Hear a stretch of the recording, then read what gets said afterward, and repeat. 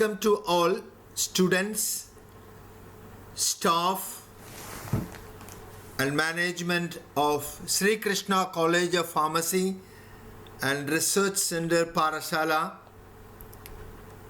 and New Jersey Central School Senior Secondary Udayankulangara, Sri Shankara Central School Purikunnu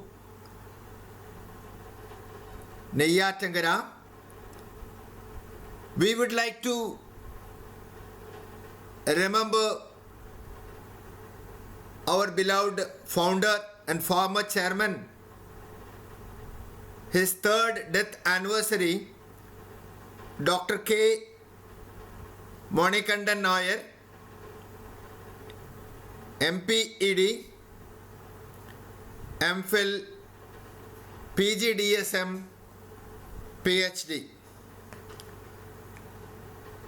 It was honored and remembered by his wife, Geeta Manikandan, and children Dr. Gautam Krishna M. and Gogol Krishna M. Relatives, staffs and managements of all this institution.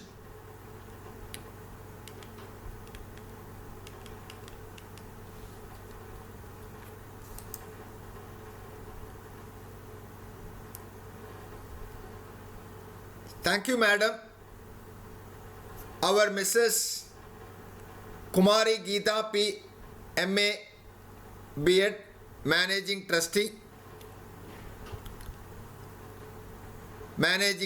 and our Chairman, Dr. Gautam Krishna M. MBBS, and our Principal, Professor Dr. Prasad GR, MPharm PhD, to give this opportunity in this day to talk about teaching methodology to achieve dynamic learning environment.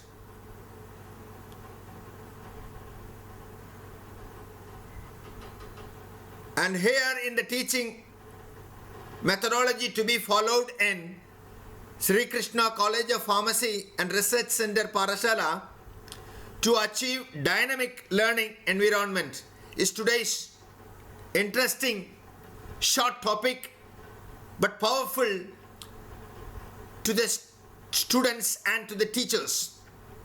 Here, dynamic learning can be achieved by purposeful planning focused on learning outcomes, fearless implementation, facilitated with fineness, honest reflection, share with the world. These all things can give rise to dynamic learning with critical thinking, creativity, communication, collaboration.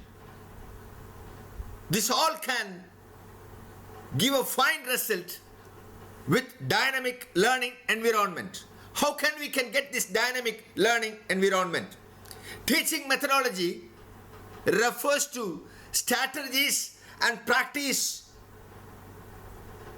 educators use to guide student learning effectively. Two parts. One is by teacher-centered approaches, another is by student-centered approaches. When we talk about teacher-centered approaches, one, direct instruction. Number two, lecture method. Number three, demonstration. When we come to student-centered approaches, there are many. In that, number one, project-based learning. Number two, Enquiry-based learning. Number 3, collaborative learning. Number 4, experimental learning. Number 5, blended learning.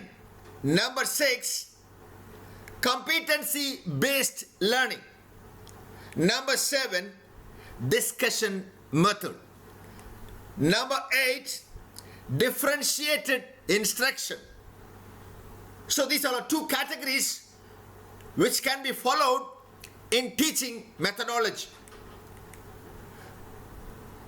Teacher-centered approaches which we have seen in number 1, direct instruction of effective learning, which we follow. This method involves the teacher providing clear, structured instruction and direct guidance to students. And number 2 is lecture method. The teacher presents information in a formal lecture, often followed by student notes taking. And number 3, demonstration method of teaching, which we follow in our practical lab in pharmacy students. Not only in pharmacy students, in all the schools also. Showing students how to do something. Here the teacher models a skill or concept for student to observe. Student-centered approaches, as we seen, number 1 is project-based learning. Project-based learning, students engage in in-depth projects that require them to apply knowledge and skills. Number 2, enquiry-based learning. Students explore topics through questioning and investigation rather than being direct taught. Number 3, collaborative learning. Students work in groups to learn and complete tasks together. Complete the task together. So that is collaborative learning. Number 4, which we practice in our pharmacy labs, many subjects, almost all the subjects. Experimental learning. Students learn through direct experience and hands-on activities. And number 5, blended learning. Blended learning is combining the traditional classroom instruction, lectures with digital learning resources. After Corona, we all familiar about these online lectures, online learnings. We have lots of resources to be followed. So along with the traditional lecture, classroom lectures, digital learning resources can also be given to the students by means of the resources which is available. So that this is called blended learning. And when we come to next one, competency-based learning. Competent, focused on developing specific skill and competency or competence in the student. The core element of competence-based learning are identifying the competence of the subject and to the students, and self-paced learning, continuous assessment, and personalized feedback. This all gives a very good competency-based learning for the student. And number 7, discussion method. Students engage in discussions and share ideas with teacher and others. And number 8 is an interesting part of the students' oriented teaching methodology, differentiated instruction. Differentiated means we know that in mathematics, differential equation. Change in y with respect to is x. We might have seen dy by dx. So this one, change in the student knowledge and the skill with respect to the learning or the teaching methodology. So differentiated instruction, improve learning outcomes, inspire a love of learning to the student, increase engagements and increase self-awareness, help student learning more effectively and with deeper understanding. So teachers can differentiate their instruction to meet the needs of the individual students, offering varied learning experiences and assessments. So we need mixed learning methods to achieve the dynamic learning environment. The today's lecture is actually how to achieve the dynamic learning environment to my students, to our students. So mixed teaching method, both teacher oriented and student oriented. So mixed teaching method combine aspects of both teacher centered and student centered approaches, offering a flexible and dynamic learning environment. This approach recognizes the strength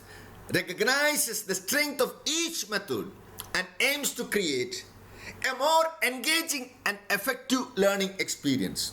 We can achieve dynamic learning environment as per our topic, as per our interest, as per our motive and as per our aim and to the objective of the teaching methodology, dynamic learning environment.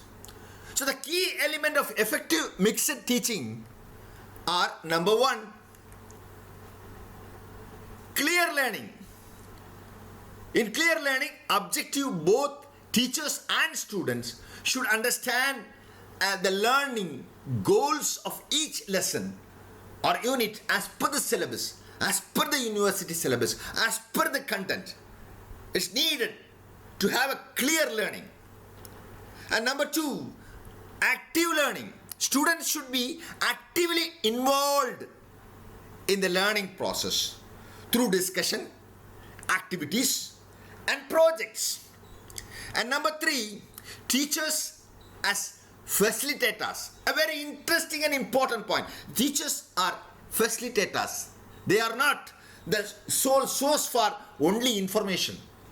You should be the facilitator. You see, the student's role, the teacher's role is to guide and support the student learning rather than being a sole source of information.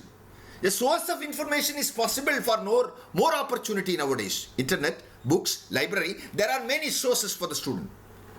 So the teacher's role is to guide and support student learning rather than being a sole source of information.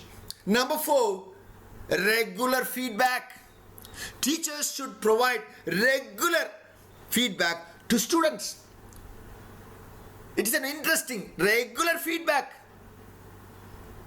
Valuing the class test, valuing the regular periodically exam, regular viva, regular expression, regular feedback should be given to the student on their learning process and areas for improvement. And number five, student engagement. Students should feel engaged. The student should feel engaged and motivated to learn. When can be achieved? Which can be achieved, not when, which can be achieved. The students can make the students to feel motivated. How it can be achieved? Which can be achieved through varied activities and learning experiences. And number six, assessment. Assessment, both formal and informal assessment should be used to measure student learning and guide instruction. So it's very important is assessment. The key, these are the key elements to be effective for the mixed learning teaching about the teacher-centered and the student-centered. Benefits of the mixed approach of the teacher and the student. What is the benefit? The first one is improved student. Engagement student are more likely to be engaged when they have to say in their learning. You can see that improvement. Enhanced learning. Students learn more effectively when they are actively involved in the learning process. And number 3, development of critical thinking skill. Development of critical thinking skill. Very interesting, very important, the skill. Students develop critical thinking skill through inquiry-based learning, questioning learning, and collaborative projects. Collaborative projects. And number 4, increased motivation. Students are more likely to be motivated when they feel challenged and supported by my teacher, supported by means of my mentor, so that we can achieve dynamic learning environment. Where is our target? So that you can get the students to be actively participate in your teaching methodology, in your subject. The students to be very actively participate, and by that the teacher facilitates their learning. Teacher becomes the facilitator, not the informer, not the sole informer for the subject. The teacher facilitates, he guides, he supports, he motivates. So by this we can achieve a dynamic learning environment. By this is for short class or a short information, I would like to thank the management and the staff, students, and all the people who are involved in this great institution of Sri Krishna College of Pharmaceutical Science, Pharmacy and Research Center, Parassala, and the schools which we have in Udayankalangara and Neyatangara. All the teachers, all the principals, all the governing councils, academic council members, and all the staff members, thank you very much. Make use of this lecture and do the needful for the management, and we'll go for the next century with a bright future. Thank you.